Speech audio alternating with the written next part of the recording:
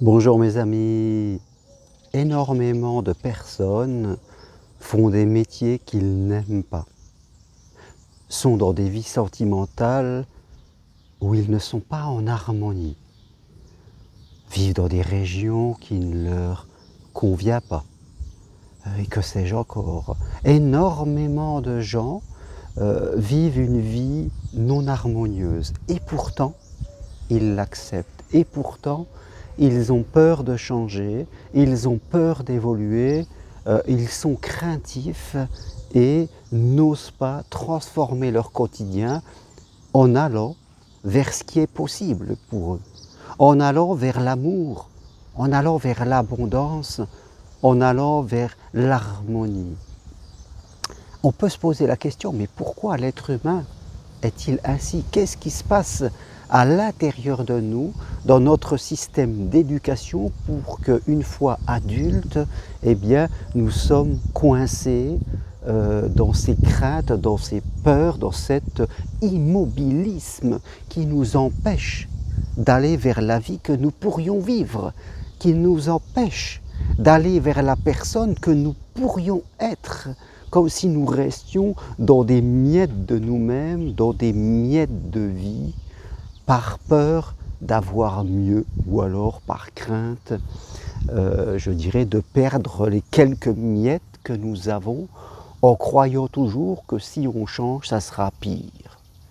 Je crois que déjà, il faut remonter à notre système d'éducation où, quand nous sommes petits, eh bien, nous rentrons à l'école et nous avons des notes, nous sommes notés, nous sommes mesurés. Et déjà, à ce moment-là, on s'aperçoit que quand nous avons des bonnes notes, nous sommes félicités, récompensés. Et quand nous avons des mauvaises notes, eh bien, nous sommes regardés un petit peu de façon sérieuse. Parfois, nous sommes même punis. Donc, dès que nous sommes petits, nous apprenons que quand on va dans le bon sens des choses, nous sommes récompensés. Quand on ne va pas dans le bon sens des choses, eh bien, les choses sont moins bonnes pour nous. Donc nous commençons à être en référence extérieure par rapport à ce que l'on a quelque part. Et bien sûr, dans nos sociétés, on nous fait croire, on nous dit, on nous inculque au fur et à mesure que nous devenons adolescents, grand, que, eh bien, il te faut un CDI, un contrat à durée déterminée, comme cela tu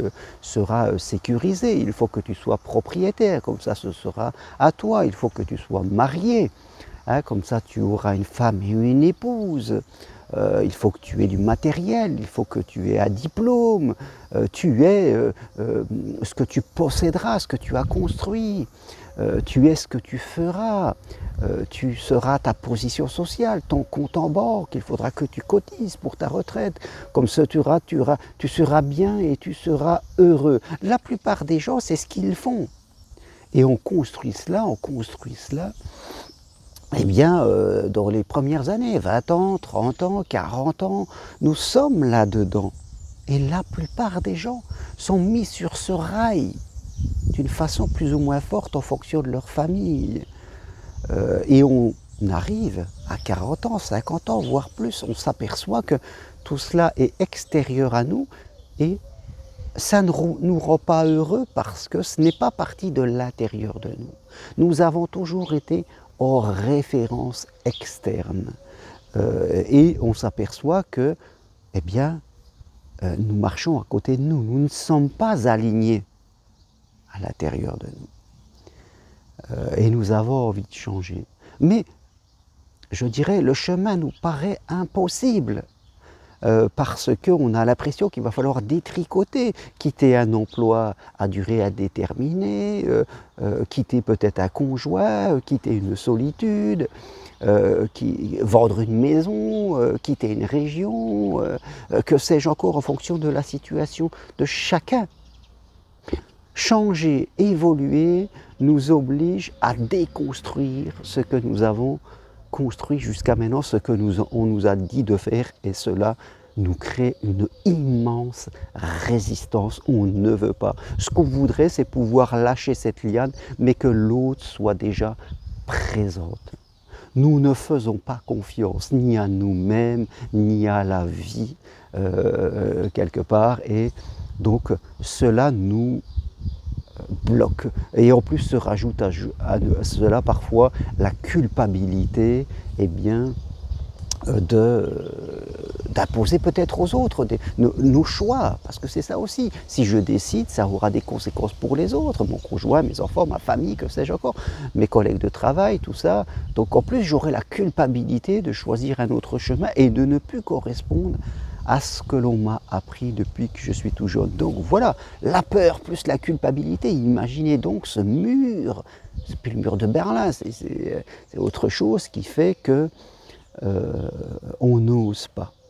Parce que notre niveau de sécurité a atteint des hauteurs aujourd'hui dans ces sociétés que l'on a tellement haut qu'il empêche notre capacité à pouvoir évoluer. Pour nous, lâcher la branche et sauter dans le vide c'est le néant. Pour nous, le vide, c'est le néant, c'est l'impossibilité.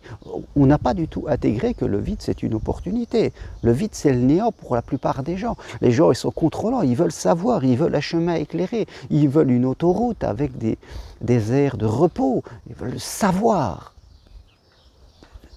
On a trop peur de partir sans prévision, sans savoir. Et c'est très valable, que ce soit pour changer de travail, ou que ce soit dans la vie sentimentale, où les gens inconsciemment mettent en place des systèmes de sécurité. Fin de compte, quand il s'agit de lâcher un peu son système de sécurité, avec la croyance qu'il y aura mieux, non. Forcément à l'intérieur de nous, notre mental qui est faible, notre ego qui veut de l'hypersécurité, eh bien va nous créer des émotions dans notre subconscient. Et ça sera quasiment impossible pour nous de changer. Alors que faire? Que faire, vous me direz? J'ai ressenti cela aussi, mes amis, quand j'ai changé de travail, quand j'ai changé de région, changé de vie sentimentale. Tout a changé dans ma vie. J'ai senti cette dualité, ce conflit intérieur. Et je me souviens d'une phrase que j'avais lue dans la Bible. Oui. Sans faire de religion. Hein? Dieu crée des chemins là où tu n'en vois pas. Dieu crée des routes dans le désert, là où il n'y en a pas, là où il n'y a rien. Et cette phrase m'avait fait réfléchir en lisant un peu du taoïsme. Voilà, mets-toi en chemin et fais confiance au chemin. C'est ce qu'on dit sur Compostelle. Mets-toi au chemin, fais confiance au chemin. Les réponses viendront à toi au travers de ton intuition, au travers de synchronicité que tu verras. Donc il faut se mettre en chemin sans vouloir tout changer tout de suite. Au début, notre mental ne voit rien. Pour lui, c'est un mur infranchissable, c'est un Everest. Et tant que nous restons au niveau du mental, eh bien, nous procrastinons. Parce qu'on a l'impression qu'on doit prendre une décision tout de suite, parce qu'on a l'impression qu'on doit tout bazarder comme cela. Non, je n'ai pas fait ça.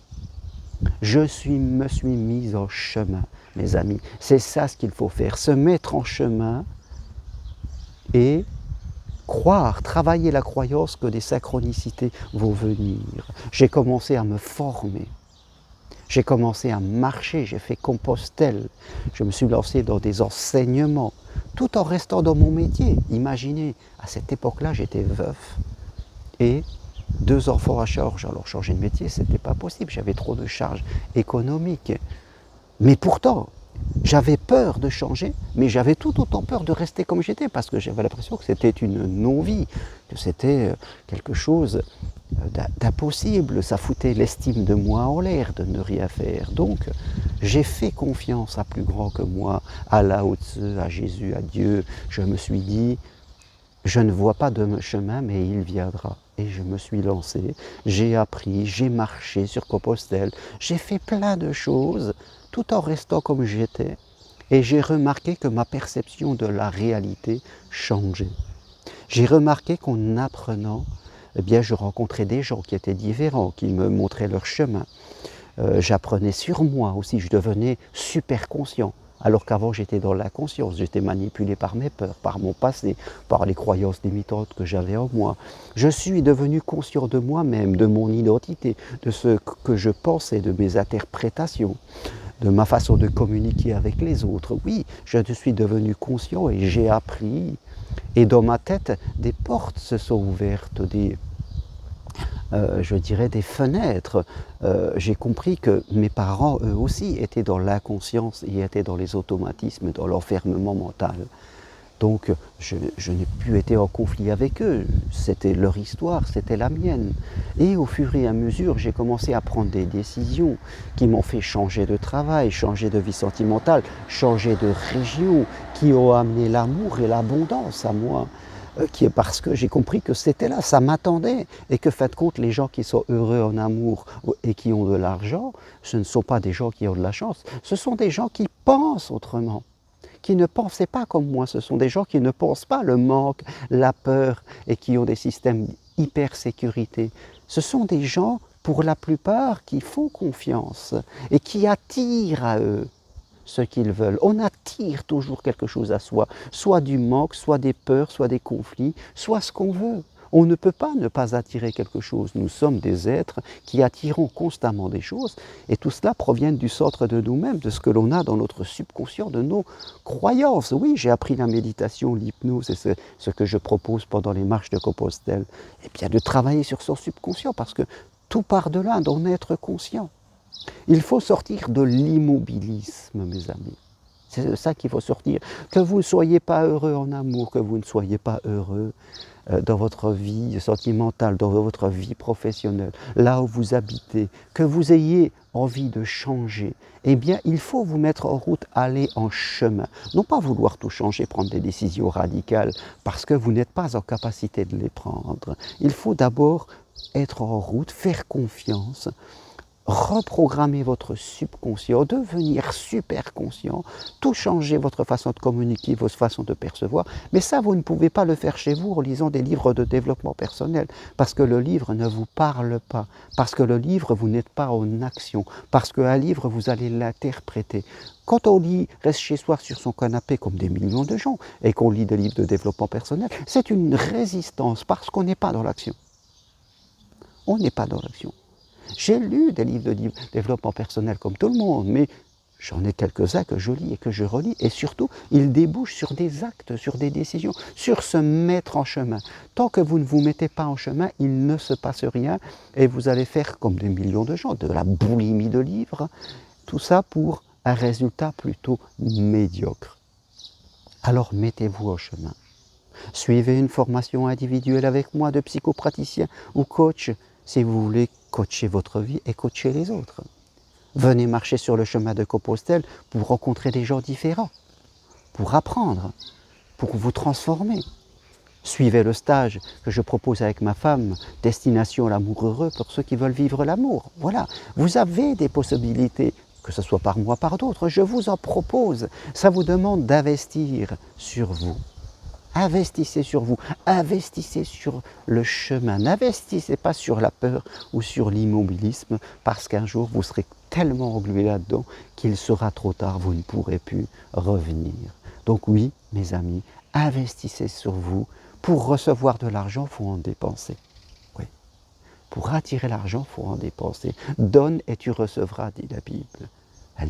Elle ne dit pas tu vas recevoir et quand tu seras bien tranquille parce que tu as tout reçu, tu vas peut-être donner un petit peu. C'est pas du tout ça. Donne et tu recevras quelque part. Donc donnez le peu que vous avez, même d'argent je vous dirais, et vous verrez que si vous êtes en chemin, vous serez récompensé parce qu'il n'y a pas d'autre possibilité que d'être récompensé si ce que l'on fait est juste et bien pour vous et pour le monde.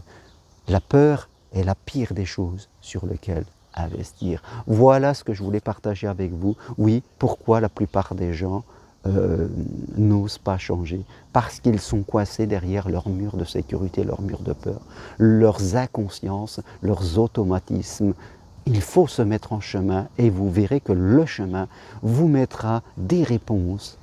Et quand vous aurez ces réponses, vous déciderez. Vous verrez, ça se fait tout seul.